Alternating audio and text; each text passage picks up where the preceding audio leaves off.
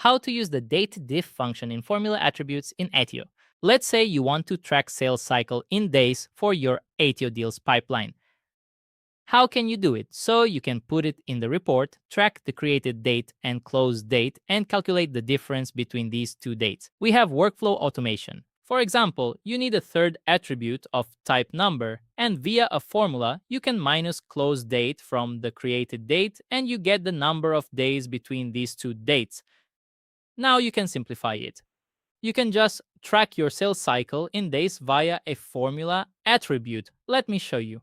Just create a new formula attribute. Let's name it sales cycle days and create a formula. We will use the dateDiff function. How it works? You need to put your start date. We need to track the end date.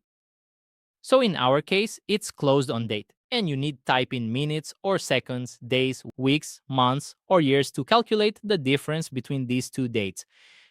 Click on dateDiff, and we need to open square brackets to put created at, put a comma, put another bracket, choose on closed on, and comma, and write the unit.